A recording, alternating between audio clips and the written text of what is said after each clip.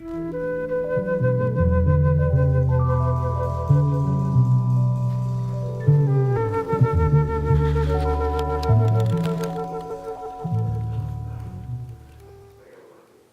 hey, didn't see you there.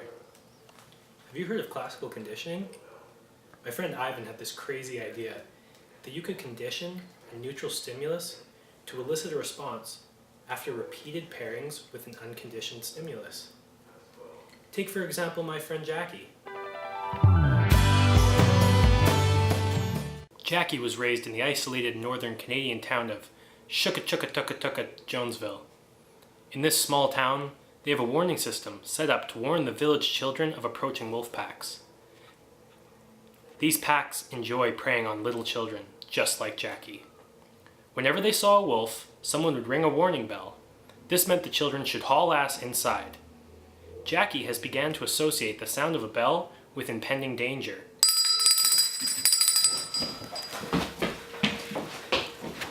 The unconditioned stimulus, a wolf pack, always elicited our unconditioned response, fear.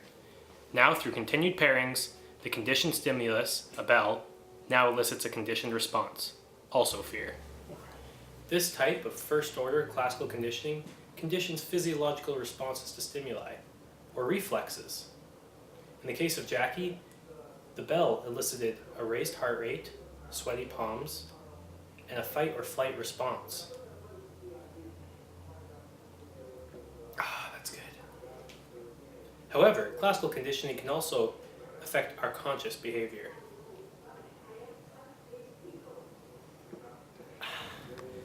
Through higher order conditioning, Jackie will begin to associate bikes with bells, and because of the initial conditioning between bells and wolves, he will begin to not like bikes.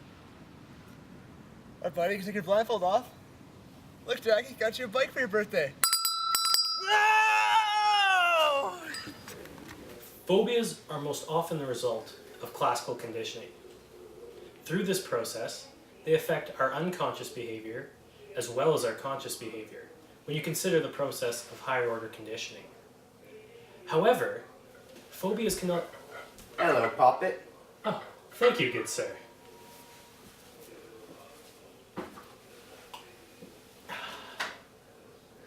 As I was saying, phobias can also develop as a result of operant learning.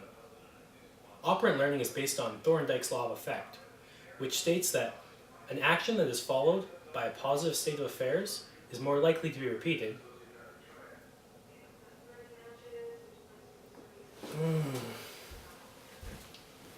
Thank you, good sir. And an action that is followed by a negative state of affairs is less likely to be repeated. Take, for example, my gardener Sanchez. Sanchez has what we call cynophobia, an extreme fear of dogs.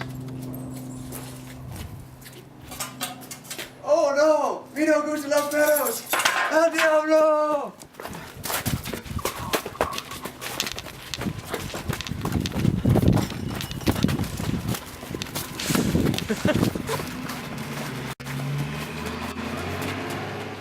How did Sanchez come to develop such an extreme fear of dogs, you might ask? Well, you see, many years ago, back in his hometown of Margaritaville, Sanchez had an unfortunate encounter with a Mexican attack dog. After approaching the dog with a treat, he was quickly stripped of his innocence. Hello, puppy.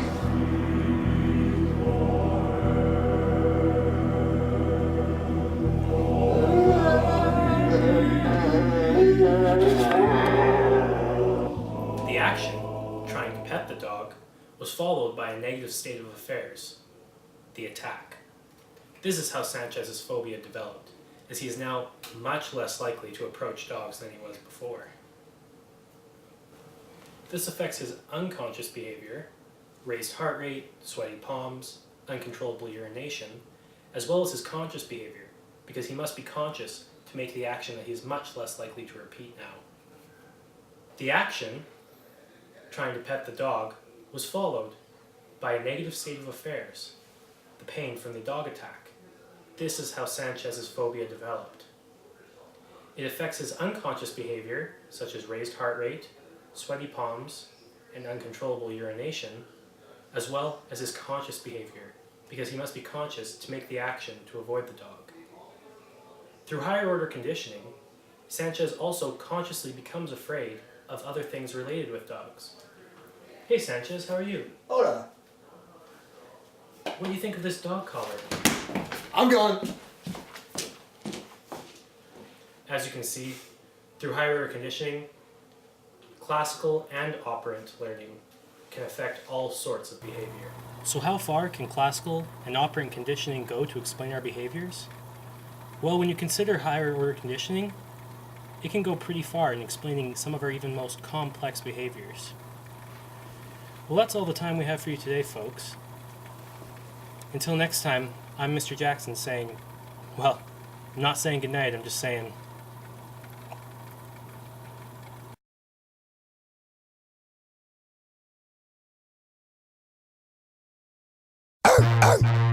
Yeah.